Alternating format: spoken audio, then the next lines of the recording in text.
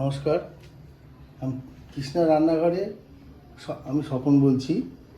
আজকে আপনাদের কাছে একটা চিকেনের রেসিপি নিয়ে এসেছি। খুব সহজে একটা মাংস রান্না। মাংসটার নাম হচ্ছে দই চিকেন। আমি এখানে 750 গ্রাম মাংস নিয়েছি। দেখুন আমি কত ছোটো ছোটো পিস করে মাংসগুলো মিডিয়াম সাইজে মাংসগুলো করে রেখেছি, কেটে ভালো করে ধুয়ে একদম পরিষ্কার করে রেখেছি। এটাকে আমি ম্যারিনেট করে রাখবো। এখানে আমি গোলমরিচ দিয়ে নেবো একটু কিছুটা।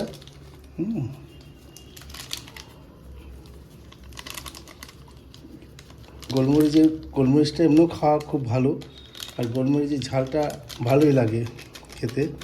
তার জন্য আমি একটু গোলমরিচ দিলে, তার সঙ্গে একটু লবণ দিয়ে রাখছি পরিমাণ মতো, 750 গ্রাম মাংস অনুযায়ী, যাতে ম্যারিনেটের সময় মাংসটা যাতে মাংসের ভিতরে লবণটা যাতে ঢুকে যায়। এবার আমি এটাকে একটুখানি মেখে নিচ্ছি। আর আমি এখানে 2 চামচ তেল দিয়ে দিচ্ছি, সরষের তেল। আমি রান্নাটা পুরোটাই সরষের তেলে করব, কারণ সরষের তেলে বেশি ভালো লাগবে খেতে।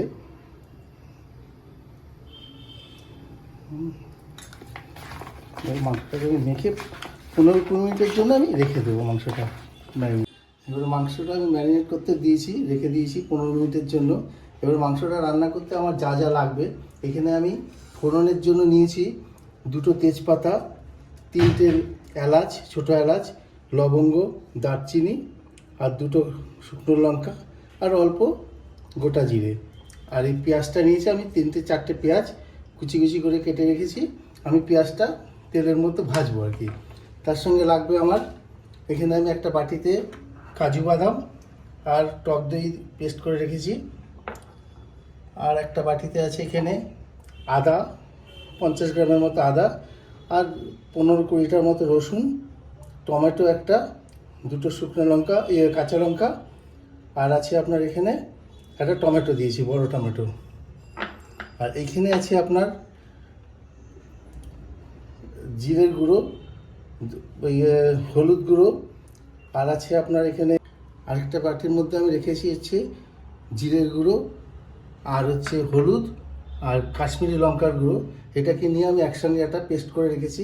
একদম দেখলে মনে হচ্ছে যেন আমি শিলনোড়াতে বেটে রেখেছি। আর সর্ষের তেল পরিমাণ মতো নিয়েছি, আর চিনি কিছুটা লাগবে, আর নুন। এবার আমি প্রথমেই গ্যাসটা ধরিয়ে পেঁয়াজটা ভেজে নেব।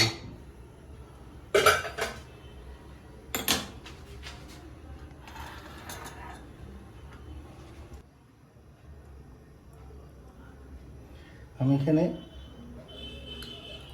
50 গ্রামের মতো তেল দিলাম, কারণ একটু তেলটা বেশি না হলে ভালো লাগবে না মাংসটা খেতে। একটু তেলের পরিমাণটা একটু বেশি লাগবে।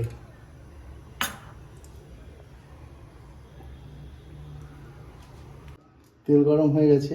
এবার আমি 2টো শুকনো লঙ্কা, এলাচ, দারচিনি, লবঙ্গ, আর 2টো তেজপাতা, আর এখানে গোটা জিরে দিয়ে একটু ফোড়নটা একটু 2-3 মিনিট নাড়তে হবে। এটা দেখবেন সুন্দর গন্ধ বেরোবে।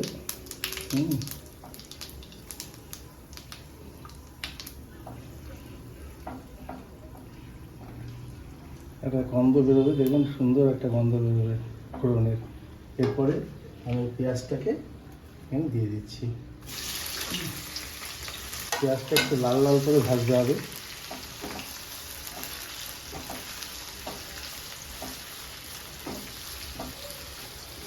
আমি এখানে একটু লবণ দিয়ে দিচ্ছি। লবণটা দিলে তাড়াতাড়ি ভাজা হয়ে যাবে এটা।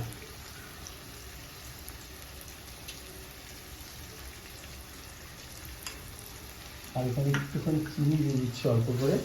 চিনিটা দিলে একটা সুন্দর কালার চলে আসবে।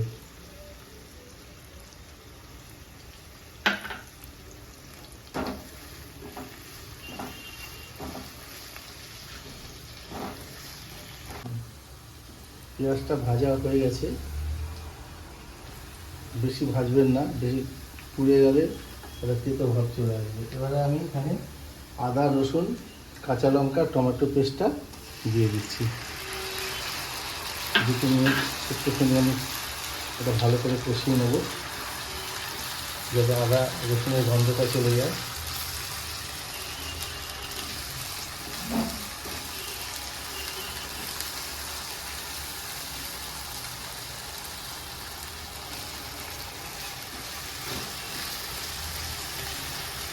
এটা ভালো করে কষাতে হবে।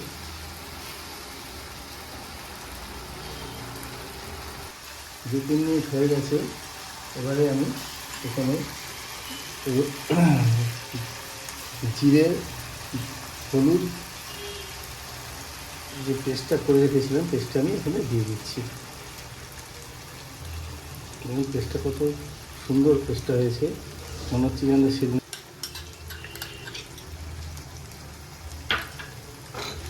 একটু ভালো করে মিশিয়ে নিচ্ছি এর সঙ্গে।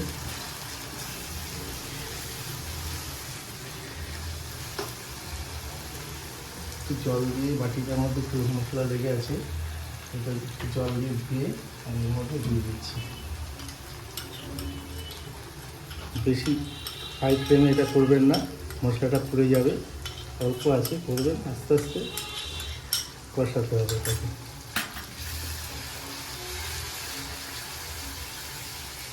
মশলা কষানোর উপরে নির্ভর করবে মাংসর টেস্ট।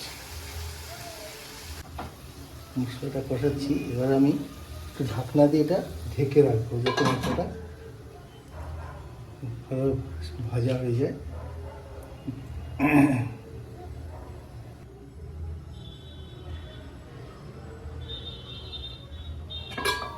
ঢাকনাটা খুলে দিলাম, দেখুন কি সুন্দর কালার চলে এসছে। একদম অল্প ঢেকে করতে হবে, এটাকে ভাজতে হবে। লেগে আসলে একটু জল দিয়ে দেবেন যদি মনে হয়, আর একটুখানি একটু জল দিয়ে দিচ্ছি।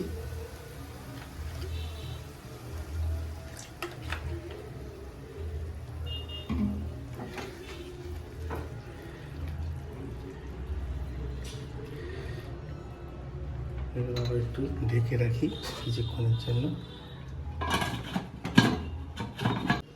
ঢাকনাটা খুলছি। এবার আমি ম্যারিনেট করা যে মাংসটা রেখে দিয়েছিলাম, এবার মাংসটাকে আমি এর মধ্যে দিয়ে দেবো।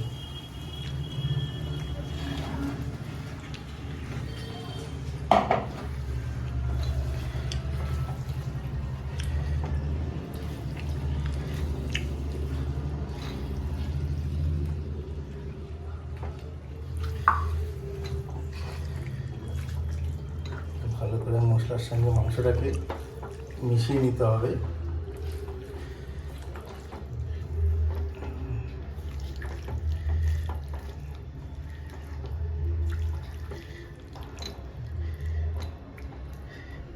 এটা একটু অল্প আছে, আমি এটা একটুখানি ঢেকে রাখবো যাতে মাংসটা বয়েল হয়ে যায় আস্তে আস্তে। একটু ঢেকে রাখলাম কিছুক্ষণের জন্য। ঢাকনাটা খুললাম, দেখুন মাংসের থেকে তেলটা ছেড়ে গেছে, কালার কত সুন্দর কালার চলে এসছে মাংসটার মধ্যে। এবারে আমি এই টক দই আর কাজু বাদাম যেটা পেস্ট করে রেখেছিলাম সেটা দিয়ে দিচ্ছি এর মধ্যে।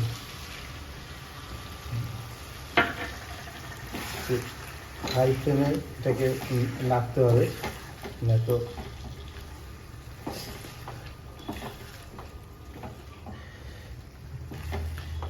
এটা দাওয়াতে কত সুন্দর একটা কালার চলে এসছে মাংসটা। এভাবে বানাবেন, দেখবেন খুবই ভালো লাগে, খুবই সুস্বাদু খাবার। পরোটা, রুটি, গরম গরম ফ্রাইড রাইসের সঙ্গেও আপনারা খেতে পারবেন, খুবই ভালো লাগবে। একবার করে দেখবেন।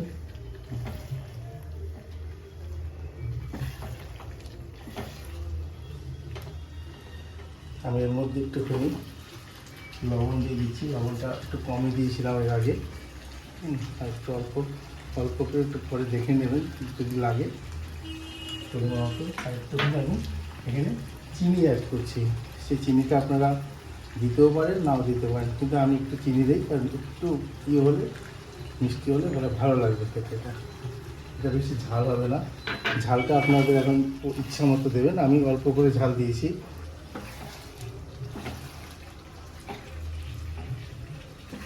কারণ পরোটা ফ্রাইড রাইসের সঙ্গে খাবেন তো বেশি ঝাল হলে ভালো লাগবে না এটা। এবার আমি একটুখানি ঢেকে দিই এটা।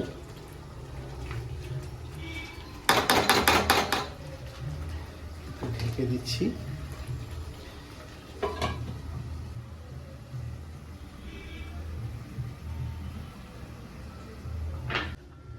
ঢাকনাটা খুলে নিচ্ছি। আমি দুবার তিনবার ঢাকনাটা খুলে খুলে আমি এটা কষিয়েছি। দেখুন কি সুন্দর একটা কালার এসছে, দেখেছেন? তেলটা পুরো ভেসে উঠেছে, তেলটা ছেড়ে গেছে মাংসের থেকে, কালারটাও খুব সুন্দর এসছে। আমি একটু চেক করেছিলাম একটু। এবারে আমি এখানে আরেকটা জিনিস দেবো, যেটা আপনারা দিতেও পারেন নাও দিতে পারেন। আমি এখানে সানরাইজের মিট মশলা অল্প করে দেবো। দেখবেন ওটা দিলে পরে আরও টেস্টি হবে খাবারটা। মনে হয় যেন চিকেন খাচ্ছি না, মটন খাচ্ছি। চিকেনের গন্ধটাই চলে যাবে, মটনের গন্ধ চলে যাবে। বেশি দেবেন না, অল্প করে। আমার তো খুবই ভালো লাগে খেতে এই মিট মশলাটা দিলে। এটা দিয়ে আমি একটুখানি কষিয়ে নিই আর একটু। আমার কষানো মোটামুটি হয়ে গেছে। এবারে আমি একটা ফ্রাই প্যানে আমি কিছুটা গরম জল করে রেখেছি। কারণ এখানে কিন্তু আপনারা গরম জল দেবেন, কোনো সময় ঠান্ডা জল দেবেন না,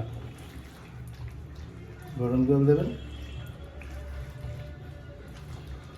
এর টেস্টটাই নষ্ট হয়ে যাবে ঠান্ডা জলে।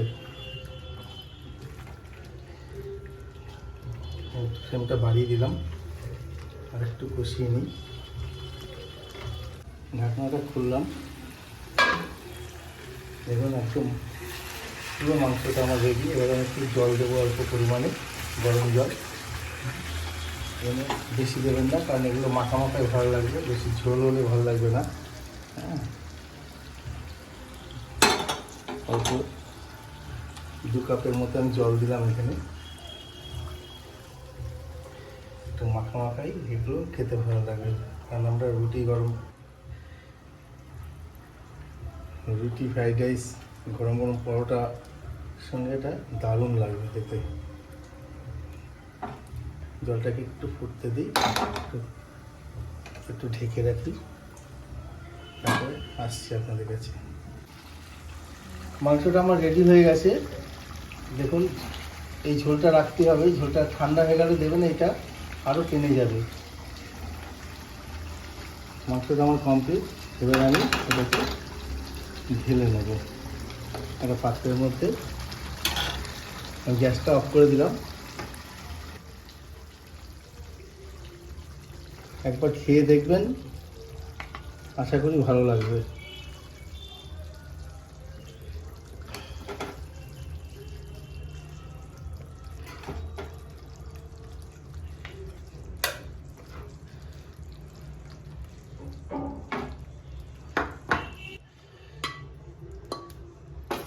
আজকের মতো আমার দই চিকেন একদম রেডি। আপনি গরম গরম ভাতের সঙ্গেও এটা চাইলে খেতে পারবেন। নমস্কার, আমি আমার রান্না শেষ করলাম। আপনারা ভালো থাকবেন, সুস্থ থাকবেন। আমি আর নেক্সট ইয়েতে আরেকটা ভালো রেসিপি নিয়ে আপনাদের কাছে আসবো। আপনারা একটুখানি খেয়ে দেখবেন, খুব ভালো লাগবে।